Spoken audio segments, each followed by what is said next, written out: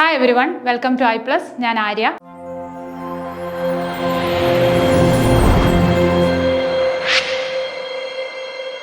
അപ്പോൾ നമ്മൾ കേറ്റഡ് കാറ്റഗറി 2 സയൻസിൽ വരുന്ന ടോപ്പിക്സ് ആയിട്ട് നമ്മൾ ഡിസ്കസ് ചെയ്തുകൊണ്ട് അപ്പോൾ ഇന്ന് നമ്മൾ ഡിസ്കസ് ചെയ്യാൻ പോകുന്ന ഫിസിക്സിൽ വരുന്ന ഒരു ടോപ്പിക്കാണ് എനർജി. അപ്പോൾ നമ്മളെല്ലാവരും പഠിച്ചിട്ടുണ്ട് എനർജി എന്ന് പറയുന്ന ടോപ്പിക്ക് അല്ലേ. നമ്മൾ ചെറിയ ക്ലാസ് മുതൽ ഊർജ്ജം എന്ന് പറയുന്നൊരു ടോപ്പിക്ക് പഠിച്ചിട്ടുണ്ട്. അപ്പോൾ അതിൽ കുറേ കാര്യങ്ങൾ നമ്മൾ പലതരത്തിലുള്ള എനർജികൾ, പിന്നെന്താണ് പറയുന്നത് പൊട്ടൻഷ്യൽ എനർജി, കൈനറ്റിക് എനർജി, പിന്നെ ഫ്യൂവൽസ്, അങ്ങനെയുള്ള കുറച്ച് ടോപ്പിക്സാണ് നമ്മൾ ഈ ഒരു ക്ലാസ്സിൽ ഡിസ്കസ് ചെയ്യുന്നത്. അപ്പോൾ നമുക്ക് നേരെ നമ്മുടെ ക്ലാസ്സിലേക്ക് പോകാം.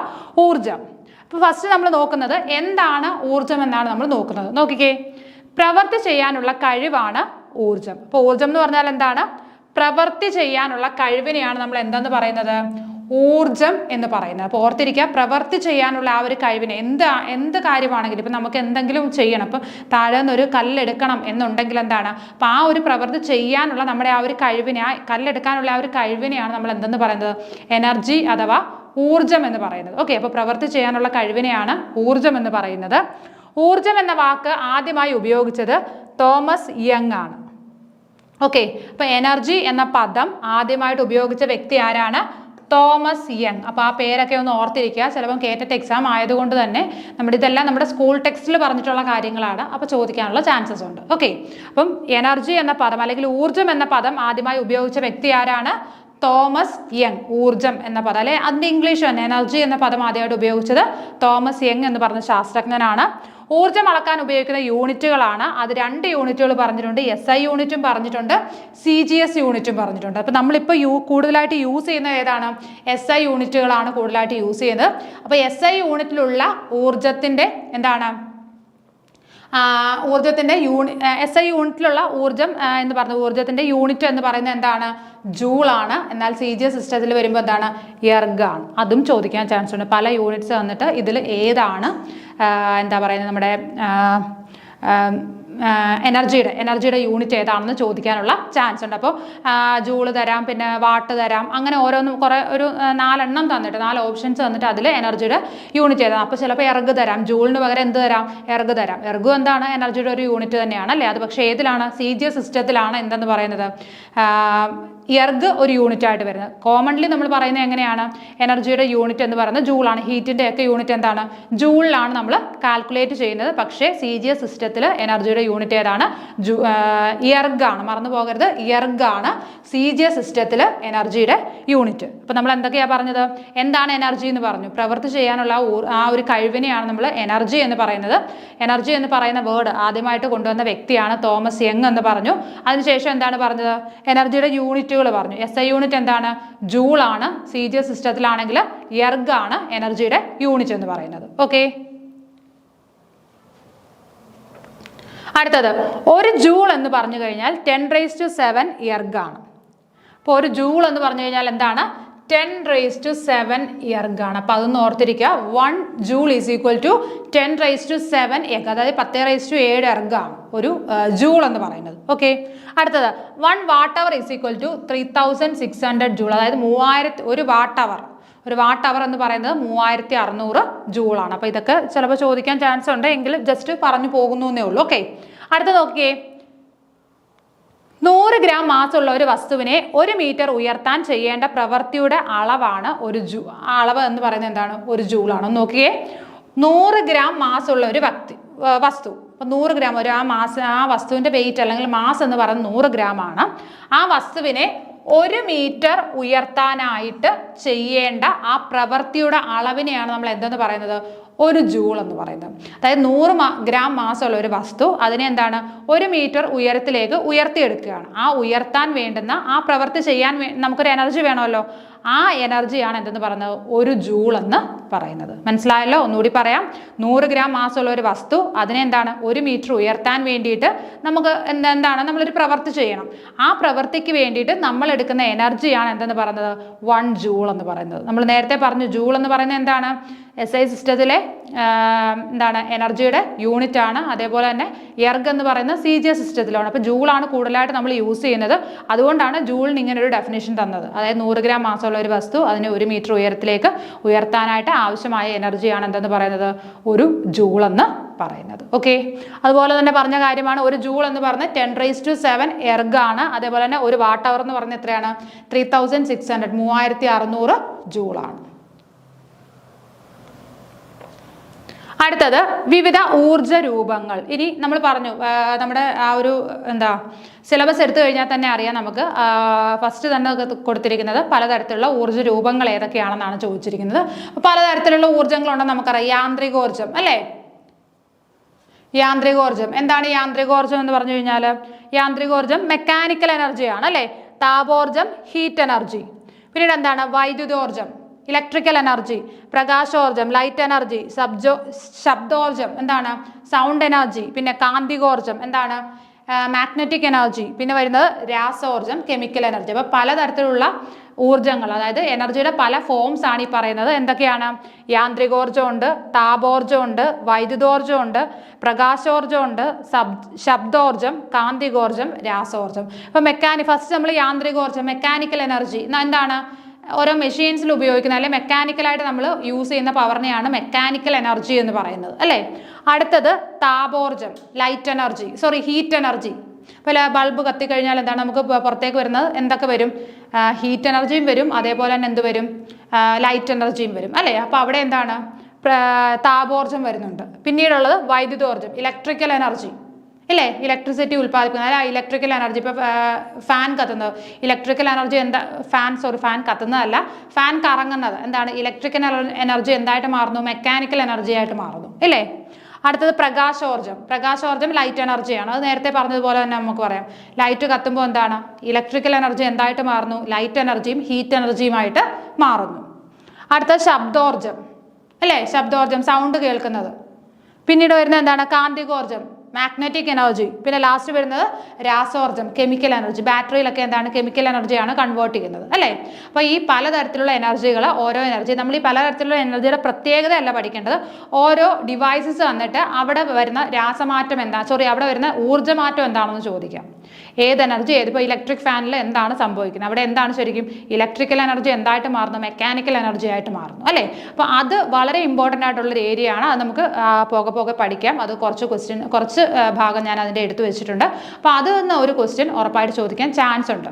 അതായത് നമ്മുടെ ഈ ആ ഒരു ഏരിയയിൽ നിന്ന് ചോദിക്കാൻ ചാൻസ് ഉള്ള ഒരു മേഖല എന്ന് പറയുന്നത് ഇതാണ്. ഈ എനർജി ചേഞ്ച് എങ്ങനെയാണ് വരുന്നതെന്ന് നമുക്ക് നോക്കാം.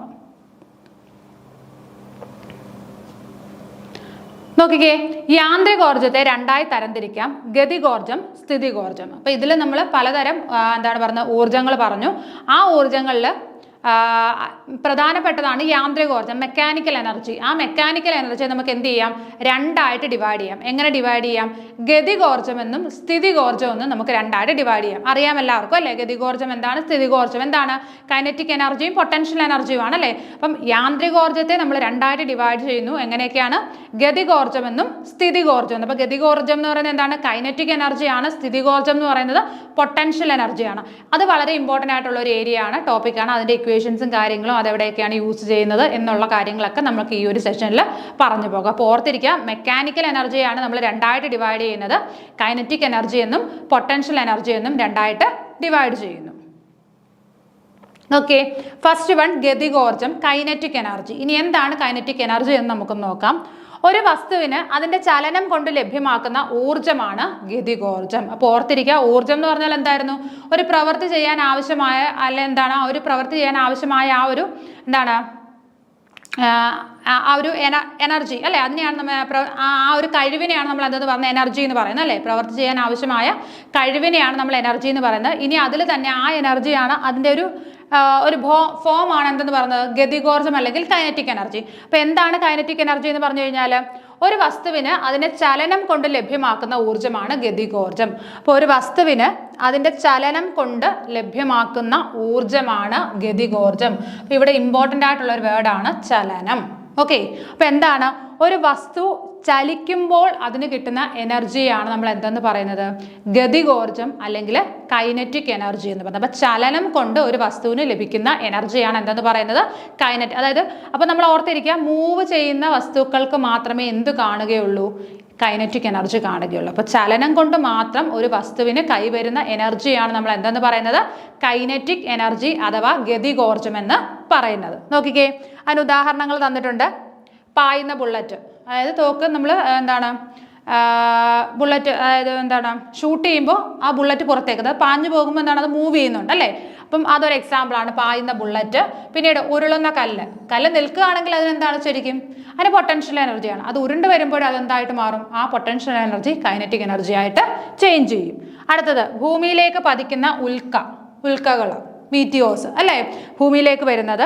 പിന്നെ വീഴുന്ന വസ്തുക്കൾ, എല്ലാ വസ്തുക്കളും മുകളിൽ നിന്ന് താഴേക്ക് വീഴുന്ന എല്ലാ വസ്തുക്കൾക്കും എന്ത് കാണും, കൈനറ്റിക് എനർജി. എപ്പോഴും ഓർത്തിരിക്കുക, മൂവ്മെന്റ് അല്ലെങ്കിൽ മൂവ് ചെയ്യുന്ന ബോഡീസിന് മാത്രമേ എന്തുണ്ടാവുകയുള്ളൂ, കൈനറ്റിക് എനർജി ഉണ്ടാവുകയുള്ളൂ. അപ്പോൾ മൂവിങ് ബോഡീസിന് മാത്രമേ ഈ ഒരു എനർജി ഉള്ളൂ. ചലനം കൊണ്ട് മാത്രമാണ് ഗതികോർജം സാധ്യമാകുന്നത്. ഓക്കെ, ഓടുന്ന വാഹനം, ഇതെല്ലാം എന്തിന് എക്സാമ്പിൾ ആണ്, കൈനറ്റിക് എനർജിക്ക് എക്സാമ്പിൾ ആണ്. അപ്പോൾ എന്താണ് കൈനറ്റിക് എനർജി എന്ന് പറഞ്ഞാൽ, ചലനം മൂലം ഒരു വസ്തുവിന് എനർജി കിട്ടുകയാണെങ്കിൽ അതിനെയാണ് നമ്മൾ എന്തെന്ന് പറയുന്നത്, കൈനറ്റിക് എനർജി അഥവാ ഗതികോർജം എന്ന് പറയുന്നത്. അതിന് നമ്മൾ കുറേ എക്സാമ്പിൾസ് പറഞ്ഞിട്ടുണ്ട്. ഏതൊക്കെയാണ്, പായുന്ന ബുള്ളറ്റ്, ഓടുന്ന വാഹനം, ഉരുളുന്ന കല്ല്, പിന്നെ ഭൂമിയിലേക്ക് പതിക്കുന്ന ഉൽക്ക, ഇതെല്ലാം എന്തിന് എക്സാമ്പിൾ ആണ്, കൈനറ്റിക് എനർജിക്ക് എക്സാമ്പിൾ. അപ്പോൾ ഓർക്കുക, കൈനറ്റിക് എനർജി എന്ന് പറയുമ്പോൾ അവിടെ എന്ത് നടക്കുന്നുണ്ട്, മൂവ്മെന്റ് നടക്കുന്നുണ്ട്. അത്രയും മാത്രം ഓർത്താൽ മതി. ഓക്കെ, ഇനി അടുത്തത് പറയുന്നത് ഗതികോർജം, അതായത് കൈനറ്റിക് എനർജിയുടെ ഇക്വേഷനും കൂടി ഒന്ന് ഓർത്തിരിക്കുക. എന്താണ് കൈനറ്റിക് എനർജിയുടെ equation, half mv², half mv². ഇതാണ് എന്തെന്ന് പറയുന്നത്, കൈനറ്റിക് എനർജിക്കുള്ള ഇക്വേഷൻ. ഇവിടെ m എന്ന് പറയുന്നത് മാസും v എന്ന് പറയുന്നത് വെലോസിറ്റിയുമാണ്, പ്രവേഗം. ഓക്കെ, അപ്പം കൈനറ്റിക് എനർജിക്കുള്ള ഇക്വേഷൻ എന്താണ്, ഹാഫ് mv². അപ്പം എന്താണ്, m എന്ന് പറയുന്നത് ആ വസ്തുവിൻ്റെ മാസും, v എന്ന് പറയുന്നത് എന്താണ്, ആ വസ്തുവിൻ്റെ വെലോസിറ്റി, പ്രവേഗവുമാണ്. അപ്പോൾ kinetic energy is equal to half mv². Okay, ആ ഇക്വേഷനും കൂടി ഒന്ന് ഓർത്തിരിക്കുക.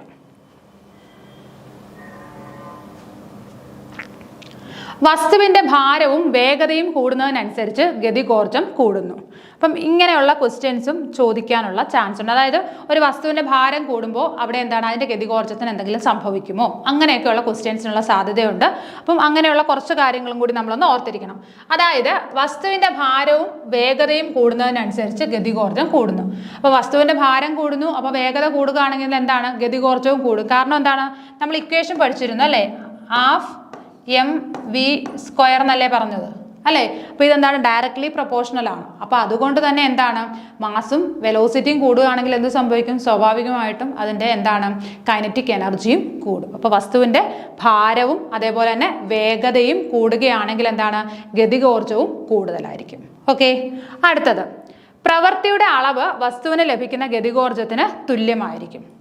അതായത് നമ്മൾ ചെയ്യുന്ന പ്രവൃത്തി, വർക്ക്, അതെന്തായിരിക്കും, വസ്തുവിന് ലഭിക്കുന്ന ഗതികോർജത്തിന് തുല്യമായിരിക്കും. അതായത് വർക്കും ഈ പറയുന്ന കൈനറ്റിക് എനർജിയും ഈക്വൽ ആയിരിക്കും. നമ്മൾ എത്രത്തോളം വർക്ക് ചെയ്യുന്നോ അതെന്തായിരിക്കും, ഈ കൈനറ്റിക് എനർജിക്ക് ഈക്വൽ ആയിരിക്കും. പ്രവൃത്തിയുടെ അളവ് വസ്തുവിന് ലഭിക്കുന്ന ഗതികോർജത്തിന് തുല്യമായിരിക്കും. അപ്പം നമ്മൾ എത്രത്തോളം പ്രവൃത്തി ചെയ്തിട്ടുണ്ടോ അതെന്താണ്, ആ വസ്തുവിന് ലഭിക്കുന്ന, ആ നമ്മൾ ചെയ്യുന്ന പ്രവൃത്തിക്ക് തുല്യമാണ് ആ വസ്തുവിന് ലഭിക്കുന്ന കൈനറ്റിക് എനർജി അല്ലെങ്കിൽ ഗതികോർജം എന്ന് പറയുന്നത്. അടുത്തത്, ചലിച്ചുകൊണ്ടിരിക്കുന്ന ഒരു വസ്തുവിൻ്റെ പ്രവേഗം ഇരട്ടിയാവുകയാണെങ്കിൽ അതിൻ്റെ ഗതികോർജം 4 ഇരട്ടിയാകും. അപ്പോൾ ഒരു വസ്തു ചലിച്ചുകൊണ്ടിരിക്കുമ്പോൾ അതിൻ്റെ പ്രവേഗം എത്രയാണ്, ഇരട്ടിയാവുകയാണെങ്കിൽ, അതായത് പ്രവേഗം 2 ആണെന്നുണ്ടെങ്കിൽ 4 ആവുകയാണ് എന്നുണ്ടെങ്കിൽ ആ വസ്തുവിൻ്റെ കൈനറ്റിക് എനർജി അപ്പോൾ എത്ര ആവും, 4 ഇരട്ടിയാവും. അപ്പോൾ 4 × 4 എത്ര വരും, 16 ആവും. മനസ്സിലായോ? ഒന്നുകൂടി പറയാം, ഒരു വസ്തുവിൻ്റെ പ്രവേഗം ഇരട്ടിയാണ്. അപ്പോൾ പ്രവേഗം നമുക്ക് ആദ്യം വെലോസിറ്റി എത്രയാണ്, 2 മീറ്റർ എന്നാണ് തന്നിരിക്കുന്നത് എങ്കിൽ അപ്പോൾ അത് ഇരട്ടിയാവുമ്പോൾ എത്ര ആവും, 2 × 2 4 ആകും അല്ലേ. ഇനി അങ്ങനെ 4 ആവുകയാണ് എന്നുണ്ടെങ്കിൽ അതിൻ്റെ കൈനറ്റിക് എനർജിക്ക് എന്ത് സംഭവിക്കും, അത് 4 ഇരട്ടിയാകും. അപ്പോൾ 4 × 4 എത്ര വരും, 16 വരും അതിൻ്റെ കൈനറ്റിക് എനർജി എന്ന് പറയുന്നത്. മനസ്സിലായോ? അപ്പോൾ ഒന്നുകൂടി പറയാൻ കാര്യങ്ങൾ, ഇത് വളരെ ഇമ്പോർട്ടൻ്റ് ആയിട്ടുള്ള ഒരു ഏരിയയാണ്, ഇത് നിങ്ങൾ ഓർത്തിരിക്കുക. ഓക്കെ, അതായത് വസ്തുവിൻ്റെ ഭാരവും വേഗതയും എന്താണ്, കൂടുന്നതനുസരിച്ച് ഗതികോർജവും കൂടുന്നു. അപ്പോൾ വസ്തുവിൻ്റെ ഭാരം കൂടുന്നു, വേഗത കൂടുന്നു, അതോടൊപ്പം എന്താണ്, ഗതികോർജവും കൂടുകയാണ് ചെയ്യുന്നത്. അടുത്തത്, പ്രവൃത്തിയുടെ അളവ് വസ്തുവിന് ലഭിക്കുന്ന ഗതികോർജത്തിന് തുല്യമായിരിക്കും. ഇപ്പം നമ്മൾ താഴെ ഇപ്പോൾ കുനിഞ്ഞു നിന്ന് ഒരു കല്ലെടുക്കാം, നമ്മൾ ചെയ്ത ആ പ്രവൃത്തിക്ക് തുല്യമായിരിക്കും അവിടുത്തെ എന്താണ്, ആ കൈനറ്റിക് എനർജി അല്ലെങ്കിൽ ഗതികോർജം എന്ന് പറയുന്നത്. ഇനി ചലിച്ചുകൊണ്ടിരിക്കുന്ന ഒരു വസ്തു, അതിവിടെ ഓർത്തിരിക്കണം, ചലിച്ചുകൊണ്ടിരിക്കുന്ന വസ്തു ആയിരിക്കണം കേട്ടോ. ചലിച്ചുകൊണ്ടിരിക്കുന്ന ഒരു വസ്തുവിൻ്റെ പ്രവേഗം, വെലോസിറ്റി 2 ഇരട്ടി ആവുകയാണ് എന്നുണ്ടെങ്കിൽ അതിൻ്റെ ഗതികോർജ്ജം എത്രയായിരിക്കും? 4 ഇരട്ടി ആയിരിക്കും. ചലന സമയം നമ്മൾ എപ്പോഴും കൈനറ്റിക് എനർജി എന്ന് പറഞ്ഞാൽ ചലിക്കുന്ന വസ്തുക്കൾക്കാണ് കൈനറ്റിക് എനർജി നമ്മൾ പറയുന്നത് അല്ലേ. അപ്പോൾ ചലിച്ചുകൊണ്ടിരിക്കുന്ന ഒരു വസ്തുവിൻ്റെ പ്രവേഗം വെലോസിറ്റി എന്ന് പറയുന്നത് 2 ഇരട്ടി ആവുകയാണ് എന്നുണ്ടെങ്കിൽ അതിൻ്റെ എന്താണ് കൈനറ്റിക് എനർജി അല്ലെങ്കിൽ ഗതികോർജ്ജം എത്ര ആയിട്ട് മാറും? 4 ഇരട്ടിയായിട്ട് മാറും. ഓക്കെ, അത് 4 ഇരട്ടി ആവാൻ കാരണം എന്താ? കാരണം ഇവിടെ വെലോസിറ്റി ഇവിടെ സ്ക്വയർ അല്ലേ, വീണ്ടും അത് ഒന്നുകൂടി ഇരട്ടിക്കുന്നു, അങ്ങനെയാണ് 4 ഇരട്ടിയായിട്ട് മാറുന്നത്.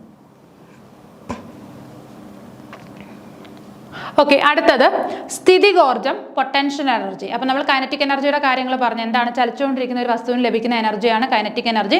അതിൻ്റെ ഇക്വേഷൻ നമ്മൾ പറഞ്ഞിരുന്നു, 12mv² ആയിരുന്നു അതിൻ്റെ ഇക്വേഷൻ അല്ലേ.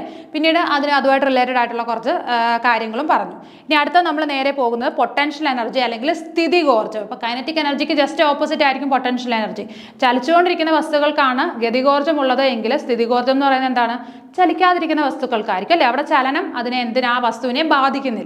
നോക്കിക്കേ, സ്ഥാനം കൊണ്ടും രൂപമാറ്റം കൊണ്ടും വസ്തുവിന് ലഭിക്കുന്ന ഊർജ്ജമാണ് സ്ഥിതികോർജ്ജം. അതായത് ഒരു വസ്തുവിൻ്റെ സ്ഥാനം അത് എവിടെയാണോ ഇരിക്കുന്നത് ആ സ്ഥാനം കൊണ്ടും ഇനി അതിന് എന്തെങ്കിലും ഒരു രൂപമാറ്റം സംഭവിക്കുകയാണെങ്കിൽ അതുകൊണ്ടും വസ്തുവിന് ലഭിക്കുന്ന എനർജിയെ നമ്മൾ എന്തെന്ന് പറയും?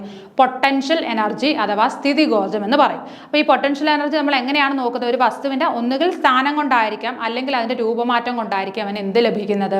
ഈ പറയുന്ന സ്ഥിതികോർജ്ജം ലഭിക്കുന്നത്. അപ്പോൾ ആ 2 വേർഡ്സ് ഒന്ന് ഓർത്തിരിക്കാം. ഒന്നുകിൽ സ്ഥാനം കൊണ്ടായിരിക്കാം അല്ലെങ്കിൽ എന്താണ് രൂപമാറ്റം കൊണ്ടായിരിക്കും വസ്തുവിന് എന്ത് ലഭിക്കുന്നത്? സ്ഥിതികോർജ്ജം ലഭിക്കുന്നത്. അപ്പോൾ ആ 2 വേർഡ് മറന്നു പോകരുത്. ഒന്നുകിൽ സ്ഥാനം കൊണ്ട് അല്ലെങ്കിൽ എന്താണ് രൂപമാറ്റം കൊണ്ടായിരിക്കും വസ്തുവിന് സ്ഥിതികോർജ്ജം അതായത് പൊട്ടൻഷ്യൽ എനർജി ലഭിക്കുന്നത്. അടുത്ത് നോക്കി, അതിൻ്റെ ഉദാഹരണം നിങ്ങൾ തന്നിട്ടുണ്ട്. ജലസംഭരണിയിൽ ശേഖരിച്ചിരിക്കുന്ന ജലം ഇതെന്താണ്? സ്ഥാനം കൊണ്ടുള്ളതാണ്. ജലസംഭരണിയിൽ അതായത് ഡാമിലൊക്കെ ശേഖരിച്ചിരിക്കുന്ന വെള്ളം അതെന്താണ് ശരിക്കും? അതിന് എന്താണ്? ആ ഡാം ഷട്ടർ തുറക്കുന്നത് വരെ അതിന് എന്താണ്? പൊട്ടൻഷ്യൽ എനർജിയാണ്. ഷട്ടർ തുറന്നു കഴിഞ്ഞാൽ എന്താണ്? അത് മൂവ് ചെയ്യാൻ തുടങ്ങും. അപ്പോൾ അതിന് എന്ത് ലഭിക്കും? കൈനറ്റിക് എനർജി ലഭിക്കും. അപ്പം ജലസംഭരണിയിൽ ശേഖരിച്ചിരിക്കുന്ന ജലം എന്തിന് എക്സാമ്പിളാണ്? സ്ഥാനം കൊണ്ട് സ്ഥിതികോർജ്ജം ലഭിക്കുന്നതിന് എക്സാമ്പിളാണ്. ഇനി രൂപമാറ്റം കൊണ്ട് സ്ഥിതികോർജ്ജം ലഭിക്കുന്നതിന് ഉദാഹരണങ്ങൾ പറഞ്ഞിട്ടുണ്ട്. സ്പ്രിങ് അമർത്തുകയോ വലിക്കുകയോ ചെയ്യുമ്പോൾ, അതായത് സ്പ്രിങ് അമർത്തുകയോ വലിക്കുകയോ ചെയ്യുമ്പോൾ എന്താണ്? ഒരു സ്പ്രിങ് കയ്യിലെടുത്ത് വെച്ചിട്ട് ഒന്നുകിൽ വലിച്ചു വിടാം അല്ലെങ്കിൽ അത് അമർത്തി വെച്ചാലും അപ്പോൾ എന്താണ്? ആ സ്ഥാനത്തിന് അവിടെ വന്നു, രൂപത്തിന് മാറ്റം വന്നു അല്ലേ. സ്ഥാനമല്ല അവിടെ നോക്കുന്നത്, രൂപമാറ്റം സംഭവിച്ചു. അപ്പോൾ എന്താണ്? അതിന് വീണ്ടും എന്താണ്? അത് അങ്ങനെ പോയാലും തിരിച്ച് പഴയ പൊസിഷനിൽ തന്നെ വന്നിരിക്കും അല്ലേ. അപ്പോൾ അങ്ങനെ ആ ഒരു രൂപമാറ്റം സംഭവിക്കുമ്പോൾ അതിന് കിട്ടുന്ന ആ ഒരു എനർജിയെ നമ്മൾ എന്തെന്നാണ് പറയുന്നത്? സ്ഥിതികോർജ്ജം അഥവാ പൊട്ടൻഷ്യൽ എനർജി എന്ന് പറയാം. അടുത്തത് കുലച്ചു വെച്ച വില്ല് അല്ലേ. വലിച്ചു വിട്ടു കഴിഞ്ഞാൽ വീണ്ടും എന്താണ്? പഴയ പൊസിഷനിലേക്ക് വരും. അപ്പോൾ കുലച്ചു വെച്ച വില്ലും എന്തിന് എക്സാമ്പിളാണ്? ഈ പറയുന്ന രൂപമാറ്റം കൊണ്ട് പൊട്ടൻഷ്യൽ എനർജി അറ്റൈൻ ചെയ്യുന്നതിന് എക്സാമ്പിളാണ്. അടുത്തത് വലിച്ചു നിർത്തിയിരിക്കുന്ന റബ്ബർ ബാൻഡും അത് തന്നെയാണ് അല്ലേ. വലിച്ചു നിർത്തിയിരിക്കുകയാണ് റബ്ബർ ബാൻഡ്. അതിനെ നമ്മൾ വിട്ടു കഴിഞ്ഞാൽ എന്താണ്? അത് പഴയ പൊസിഷൻ അല്ലെ ആ പഴയ ഒരു സ്റ്റേജിലേക്ക് വരും അല്ലേ. അപ്പോൾ വലിച്ചു നിർത്തിയിരിക്കുന്ന ആ റബ്ബർ ബാൻഡും എന്തിന് എക്സാമ്പിളാണ്? രൂപമാറ്റം കൊണ്ട് എന്താണ്? പൊട്ടൻഷ്യൽ എനർജി അറ്റൈൻ ചെയ്യുന്നതിന് എക്സാമ്പിളാണ്. അടുത്തത് മുകളിലേക്ക് എറിയുന്ന ഒരു വസ്തുവിൻ്റെ ഗതികോർജ്ജം കുറയുന്നു എന്നാൽ സ്ഥിതികോർജ്ജം കൂടുന്നു. അപ്പോൾ നമ്മൾ നേരത്തെ ഗതികോർജ്ജം പറഞ്ഞപ്പോൾ നമ്മൾ താഴെ നിന്ന് ഒരു കല്ലെടുക്കാൻ നമ്മൾ ചെയ്യുന്ന ഒരു എനർജിയുടെ കാര്യം, അത് അതിന് താഴെ നിന്ന് ഒരു കല്ലെടുക്കാൻ വേണ്ടിയിട്ട് നമ്മൾ എത്ര വർക്ക് ചെയ്യുന്നോ അതിനെയാണ് നമ്മൾ എനർജി എന്ന് പറഞ്ഞു അല്ലേ. എന്നാൽ മുകളിലേക്ക് ഒരു വസ്തു എറിയുകയാണെങ്കിൽ അതിനെന്താണ്? അതിൻ്റെ ഗതികോർജ്ജം കുറയുകയും അതേപോലെ തന്നെ സ്ഥിതികോർജ്ജം കൂടുകയും ചെയ്യും. അപ്പോൾ ഓർത്തിരിക്കുക, നമ്മളൊരു വസ്തു മുകളിലേക്ക്, അതായത് ഒരു പന്ത് അല്ലെങ്കിൽ ഒരു കല്ലെടുത്ത് മുകളിലേക്ക് എറിയുകയാണെങ്കിൽ അവിടെ എന്താണ്? അതിൻ്റെ കൈനറ്റിക് എനർജി കുറഞ്ഞു വരും എന്നാൽ പൊട്ടൻഷ്യൽ എനർജി കൂടിയും വരും. അപ്പോൾ മുകളിലേക്ക് എറിയുന്ന വസ്തുവിൻ്റെ പ്രത്യേകത എന്താണ്? അതിന് ഗതികോർജ്ജം കുറവായിരിക്കും, അതേപോലെ സ്ഥിതികോർജ്ജം കൂടുതലും ആയിരിക്കും. ഓക്കെ, അപ്പോൾ എന്തെല്ലാം കാര്യങ്ങൾ പറഞ്ഞു പൊട്ടൻഷ്യൽ എനർജിയുടെ കാര്യത്തിൽ? പൊട്ടൻഷ്യൽ എനർജിയുടെ ഇക്വേഷൻ ഇതിനകത്ത് പറഞ്ഞിട്ടില്ല, അതുകൂടി ഒന്ന് നോക്കുകയുള്ളൂ. പൊട്ടൻഷ്യൽ എനർജി നമ്മൾ യു എന്നൊരു ലെറ്റർ കൊണ്ടാണ് റെപ്രസെൻറ്റ് ചെയ്യുന്നത്, അല്ലെങ്കിൽ PE എന്ന് പറഞ്ഞാലും മതി. പൊട്ടൻഷ്യൽ എനർജി mgh ആണ് കേട്ടോ. പൊട്ടൻഷ്യൽ എനർജിയുടെ ഇക്വേഷൻ mgh ആണ്. അവിടെ m എന്ന് പറയുന്നത് എന്താണ്? മാസ് ആണ്. g എന്ന് പറയുന്നത് ഗ്രാവിറ്റേഷണൽ കോൺസ്റ്റന്റ് ആണ്. ഗ്രാവിറ്റേഷണൽ കോൺസ്റ്റന്റ് എച്ച് എന്ന് പറയുന്നത് എന്താണ്? ഹൈറ്റ് ആണ്. ഓക്കെ, അപ്പോൾ പൊട്ടൻഷ്യൽ എനർജിയുടെ ഇക്വേഷൻ എന്താണ്? എം ജി എച്ച് ആണ്. എം മാസ് ആണ്, ജി എന്ന് പറയുന്ന ഗ്രാവിറ്റേഷണൽ കോൺസ്റ്റന്റ് ആണ്, അതേപോലെ തന്നെ എന്താണ്? എച്ച് എന്ന് പറയുന്നത് ഹൈറ്റ് ആണ്. ഇവിടെ എന്താണ്? ഹൈറ്റിനും കൂടി ഇമ്പോർട്ടൻസ് ഉണ്ട് അല്ലേ? ഒന്നുകിൽ രൂപമാറ്റം വരിക, അല്ലെങ്കിൽ എന്താണ് നമ്മൾ പറഞ്ഞത്, അല്ലെങ്കിൽ ആ സ്ഥാനത്തിനൊരു മാറ്റം വരിക. അപ്പോൾ അവിടെ ഹൈറ്റിന് കുറച്ചുകൂടി ഇൻഫ്ലുവൻസ് വരുന്നുണ്ട് പൊട്ടൻഷ്യൽ എനർജിയുടെ കേസിൽ. അതാണ് നമ്മളിവിടെ പറഞ്ഞത്. അതായത് മുകളിലേക്ക് എറിയുന്ന ഒരു വസ്തുവിന് എന്ത് കുറവായിരിക്കും? ഗതികോർജം കുറവുമായിരിക്കും, എന്നാൽ സ്ഥിതികോർജം കൂടുതലായിരിക്കും എന്ന് നമ്മൾ പറഞ്ഞിരുന്നു അല്ലേ? അതിന് കൂടുന്നു എന്ന് നമ്മൾ പറഞ്ഞിരുന്നു അല്ലേ? അപ്പോൾ ഈ ഇക്വേഷനോട് ഒന്ന് ഓർത്തിരിക്കുക. പൊട്ടൻഷ്യൽ എനർജി തന്നെ നമ്മൾ യു എന്ന് പറയുന്ന ഒരു ലെറ്റർ കൊണ്ടാണ് റെപ്രസെന്റ് ചെയ്യുന്നത്. Potential energy is equal to M G H. Kinetic എനർജിയോ നേരത്തെ പറഞ്ഞിരുന്നു. കൈനറ്റിക് എനർജി എന്ന് പറയുന്നത് എന്താണ്? Half M V square. ഈ രണ്ട് ഇക്വേഷൻസ് ഒന്ന് ഓർത്തിരിക്കുക. Kinetic energy half M V square. ഇവിടെ മാസും വെലോസിറ്റി ആണ്. ഇവിടെ എന്താണ്? പൊട്ടൻഷ്യൽ എനർജി എന്ന് പറയുമ്പോൾ എന്താണ്? M G H, mass into gravitational constant into height. Okay,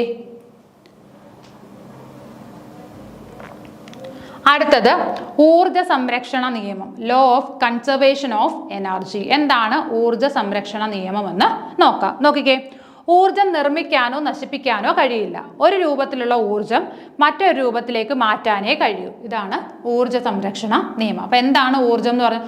ഊർജം നമുക്ക് ഒരിക്കലും നിർമ്മിക്കാനോ നശിപ്പിക്കാനോ കഴിയില്ല. ഊർജത്തിന്റെ പ്രത്യേകതയാണ് അതെന്ത് ചെയ്യാൻ പറ്റില്ല നമുക്ക്? അത് പുതുതായിട്ട് നമുക്ക് നിർമ്മിക്കാനോ അല്ല ഉള്ളതിനെ നശിപ്പിച്ച് കളയാനോ നമുക്ക് സാധിക്കില്ല. പക്ഷെ എന്ത് ചെയ്യാൻ പറ്റും? ഒരു രൂപത്തിലുള്ള ഊർജത്തെ മറ്റൊരു രൂപത്തിലേക്ക് കൺവേർട്ട് ചെയ്യാനായിട്ട് നമുക്ക് പറ്റും.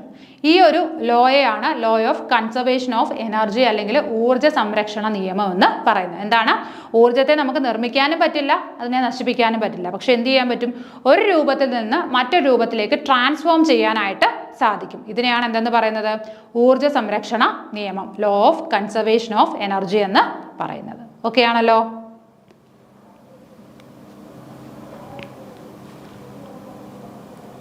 അടുത്തത്, ഒരു രൂപത്തിലുള്ള ഊർജം മറ്റൊരു രൂപത്തിലേക്ക് മാറുമ്പോൾ ഉണ്ടാകുന്ന ഊർജ്ജമാറ്റം.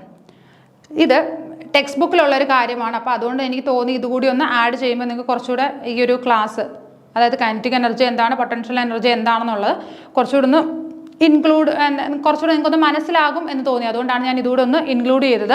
അതായത് നമ്മൾ ഉദ്ദേശിക്കുന്നത് ഒരു പൊക്കത്തിരിക്കുന്ന, അതായത് എന്തെങ്കിലും ഒരു സൺഷെയ്ഡിലിരിക്കുന്ന ഒരു പൂച്ചട്ടി, അത് താഴേക്ക് വീഴുമ്പോൾ വരുന്ന ആ ഒരു ഊർജ്ജമാറ്റം എങ്ങനെയാണ്, സൺഷെയ്ഡിൽ ഇരിക്കുമ്പോൾ എങ്ങനെയാണ്, താഴേക്ക് വീഴുമ്പോൾ എങ്ങനെയാണ്, അങ്ങനെ ആ ഒരു ഊർജ്ജമാറ്റം എങ്ങനെയാണെന്ന് നമുക്കൊന്ന് നോക്കാം. നോക്കിക്കേ, പൂച്ചട്ടി സൺഷെയ്ഡിൽ നിന്ന് താഴേക്ക് വീഴുമ്പോഴുണ്ടാകുന്ന ഊർജ്ജമാറ്റം എന്ത് പറ്റും?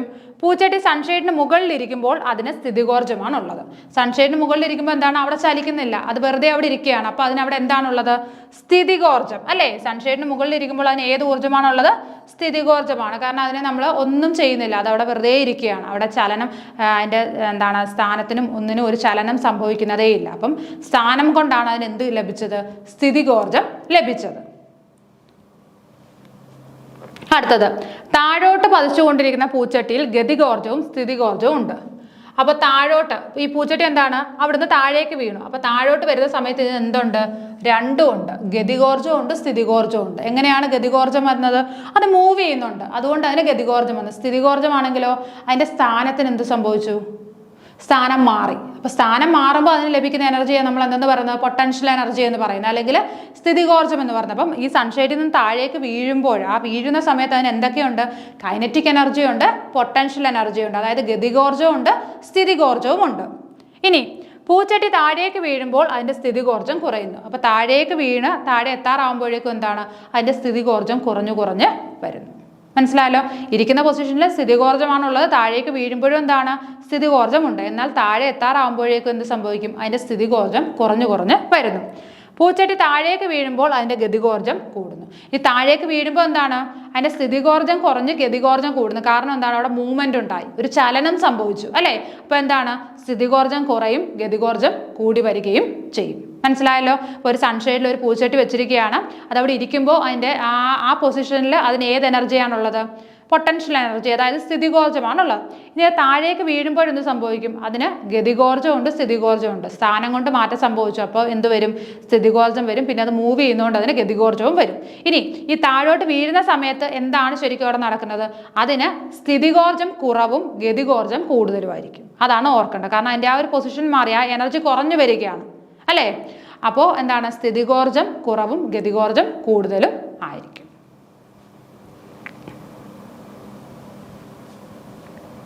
പൂച്ചട്ടി തറയിൽ പതിക്കുന്നതിന് തൊട്ട് മുമ്പ് വരെ സ്ഥിതികോർജം ഗതികോർജമായി മാറിക്കൊണ്ടിരിക്കുന്നു. അപ്പോൾ പൂച്ചട്ടി താഴെ പതിക്കുന്നതിന് തൊട്ട് മുമ്പ് വരെ, ഇപ്പോൾ സൺഷെയ്ഡിൽ നിന്ന് താഴെ വീഴാൻ എടുക്കുന്ന ആ സമയം, അതിന് ജസ്റ്റ് ആ ഒരു എന്താണ് ഗ്രൗണ്ടിൽ ടച്ച് ചെയ്യുന്നതിന് തൊട്ട് മുമ്പ് വരെ എന്ത് സംഭവിക്കും? ഈ സ്ഥിതികോർജമെല്ലാം എന്തായിട്ട് മാറും? ഗതികോർജമായിട്ട് മാറിക്കൊണ്ടിരിക്കുന്നു. സ്ഥിതികോർജം എന്തായിട്ട് മാറും? ഗതികോർജമായിട്ട് മാറിക്കൊണ്ടിരിക്കുന്നു. ഓക്കെ.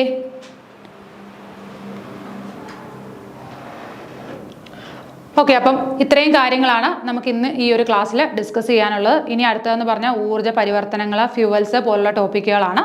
അപ്പോൾ അത് മറ്റൊരു ക്ലാസ്സിൽ ഡിസ്കസ് ചെയ്യാം. Okay, thank